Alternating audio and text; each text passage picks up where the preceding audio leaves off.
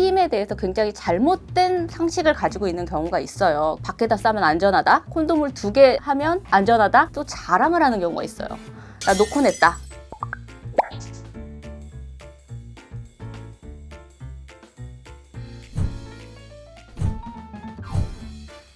요즘에 중고등학생들 자기들끼리 연애 많이 하나요? 중고등학생들이 문제가 아니라 초등학생부터도 연애를 엄청 해요. 초등학교 한 고학년쯤 되면 내가 이제 모쏠이다 하면 엄청 이게 놀림의 대상이 되기도 하고 혼자 슬퍼하기도 하고 그 정도예요. 사귀면서 성관계까지도 가나요? 요즘에 이제 아무래도 SNS나 스마트폰 보급이 워낙 빠른 나이부터 접하다 보니까 아무래도 뭐 야한 동영상 같은 것들 보는 시기가 굉장히 앞당겨졌잖아요. 그러니까 아무래도 학생들은 성적인 호기심이 많다 보니까 이제 그런 거를 보게 되면 자극이 될 수밖에 없죠. 그리고 따라해보고 싶고 학생들 사이에서 이제 내가 해봤다 뭐 이런 거에 대한 우월감이 있죠, 사실은. 이렇게 어린애들까지도 성관계를 하더라. 몇 학년까지 보셨나요? 일반적으로 초등학생까지도 있어요. 근데 가장 많은 거는 아무래도 이제 중학생 이상이 많기는 많죠. 애들이 모텔이나 숙박업소는 못 들어가죠.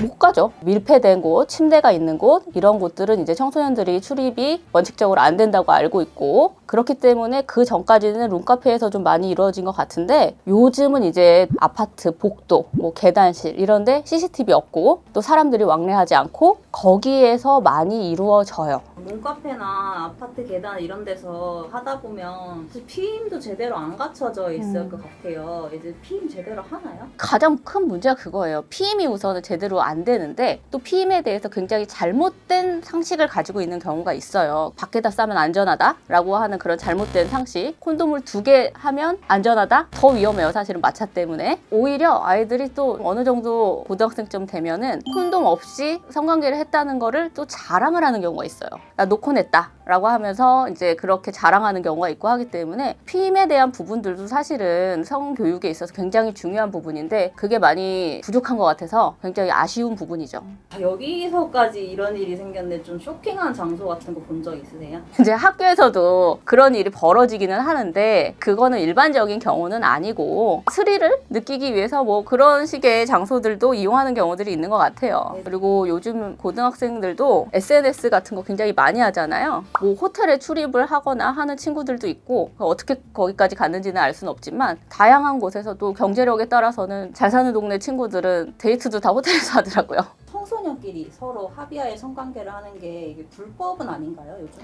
우리나라 법은 미성년자 의제강간죄라고 해서 13세 미만자하고 성관계를 하면 누구든지 처벌 대상이 돼요. 합의하에 성관계를 했다고 하더라도. 그리고 만 19세 이상자가 만 16세 미만자랑 성관계를 하면 합의하에 성관계를 했더라도 처벌 대상이 돼요. 그 이유는 판단 능력이 없는 그 미성년자들이 여러 가지 유혹의 방법을 동원해서 아이들이 판단력 없이 성관계에 동의하는 거를 사회가 보호해주자라는 취지에서 미성년자가 합의하에 성관계를 하더라도 그건 처벌이 된다라는 의미죠. 헤어지고 나서 부모님한테 이르거나 아니면 신고를 하거나 이런 경우도 있겠네요. 실제로 한 여러 가지 사건들 중에 그런 경우들이 상당히 많았어요. 남학생하고 여학생이 교제를 했어요. 성관계도 있었어. 그런데 여학생의 부모님이 성관계 사실을 알게 됐고 또 둘이 또 헤어지게 됐어요. 이제 청소년들끼리 교제를 하면 교제 기간이 그렇게 길지는 않아요. 특히나 거기다가 남학생이 헤어지자고 했다라고 하면 이제 여학생 입장에서는 좀 감정적으로 안 좋은 경우가 굉장히 많이 있겠죠. 그러다 보니까 내가 당했다라고 부모님한테 말씀을 드리고 학교에 신고가 들어가고 또 학교폭력법상 성학교폭력의 경우에 학교에서 그 사실을 인지하면 수사기관에 알릴 의무가 있어요. 그러다 보니까 학교, 경찰에서도 조사를 하게 되고 이러다 보니까 사건이 이제 굉장히 커지는 경우가 많거든요.